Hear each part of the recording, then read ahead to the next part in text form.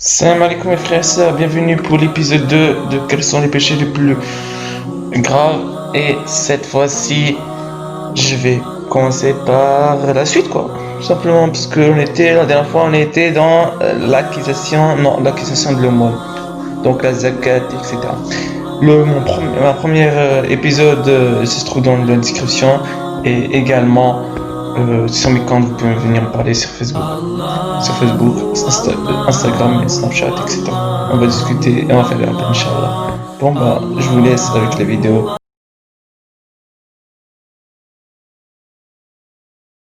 Le ramadan ou le jeûne, si vous préférez, se trouve dans la troisième position afin qu'on se met à la place du pauvre ou de la pauvre.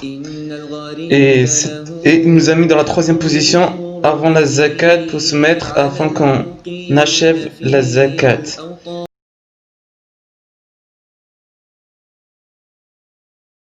Pas l'effort de partager une nourriture ni de l'argent, que ce soit en Syrie ou en Palestine. Et ben ça, c'est des personnes ingrats et nous connaîtrons l'enfer car c'est un péché, on va dire, destructeur.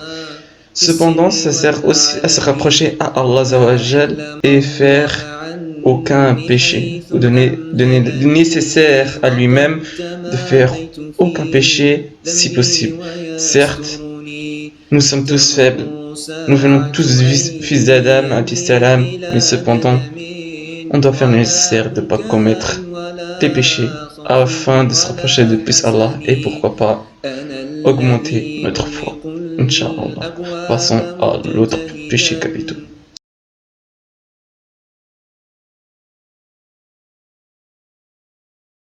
Le pèlerinage est une chose importante à faire, mais cependant, sauf les personnes qui n'ont pas les moyens et qui n'ont pas la santé pour y aller.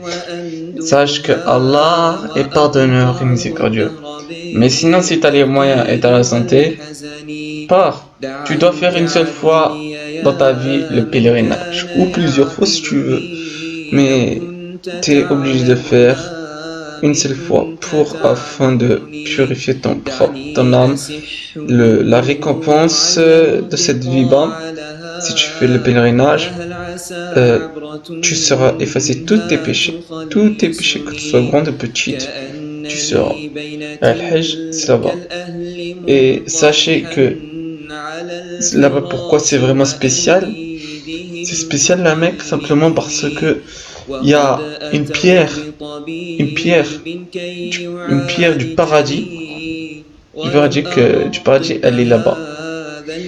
Elle s'appelle la pierre noire. Je sais pas si vous connaissez la pierre noire. Elle se situe là-bas.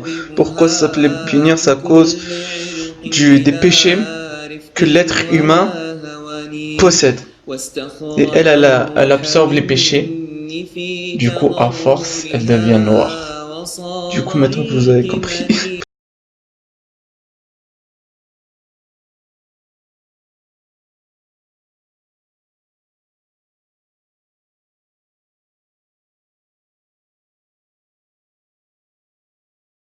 أذن في الناس بالحج يأتوك رجالا وعلى كل ضامر يأتين من كل فج عميق ليشهدوا منافع لهم ويذكروا اسم الله في أيام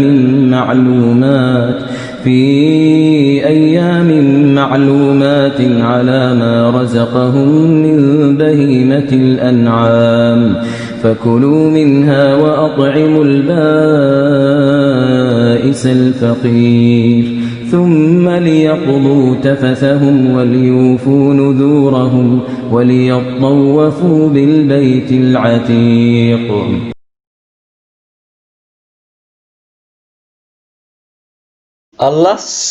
Allah sera toujours en colère. Toujours en colère si une ou un des personnes suivantes que je vais dire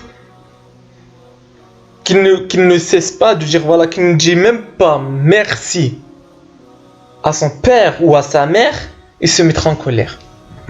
contre cette créature. Pourquoi? Enfin, je voudrais savoir pourquoi. En fait, l'homme devrait dire toujours merci de le sacrifice. Exemple, je vais prendre un exemple. Quand on était bien, on était tous petits, n'est-ce pas? Quand on traversait la route, on regardait pas à gauche, à droite. Qui était là pour nous dire il faut faire?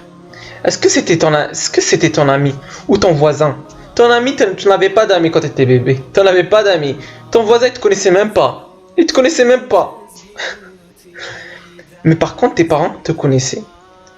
Ils voulaient que tu sois heureux dans cette vie et dans la vie future. Mais hélas, trop de personnes sont mortes avant de connaître leur propre fils. Toi, si t'as des parents, dis merci. Dis merci. Ça va te coûter quoi? 1 million d'euros? 2 millions d'euros? Ça va te coûter zéro fortune. Dis merci. Et dis pardon à Allah et pardon à ta mère en disant Ya Allah, pardon de ce péché, ce que j'ai fait. Ya ma mère, pardon de ne pas dire merci avant. Si tu dis pas merci, tu donnes la colère. Tu donnes la colère en échange. Tu dis même pas merci maman, merci papa, tu donnes non, mais tu donnes la colère. Tu la blesses. Où est ta reconnaissance? Où est ta dignité? T'as pas d'honneur. T'es un homme. T'es un homme qui est dans une malfréquentation. Tu seras dans les pas du diable. Il te reste quoi? Voilà. T'as tout perdu. Tes parents sont là. Sois reconnaissant. Et si t'es orphelin, et bah, qu'Allah, franchement, je sais pas quoi dire. Mais là, c'est un message. Enfin, et mes frères aussi. Je parle pas que des enfants, je parle aussi que des adultes. Donc voilà. Même si les personnes qui sont matures, qui ont plus de 35 ans, et vous faites toujours pareil, vous avez le même comportement, vous avez grandi comme ça, et vos parents sont toujours en vie, par Allah Azawajal. Par Allah Azawajal. Dites-leur pardon. Également, ça vous concerne. Ça nous concerne tous les êtres humains. Pas que petits, grands, moyens, non. Non. Tous, un par un. On est tous des créatures d'Allah Azawajal. Tous des créatures, subhanallah wa al-adim. Alors mes frères et sœurs, faites le nécessaire pour satisfaire Allah, car Allah est Dieu en punition, comme il a dit dans son Coran Karim. Passons à l'autre, et pour comme ça, je vais vous adresser encore un nouveau message.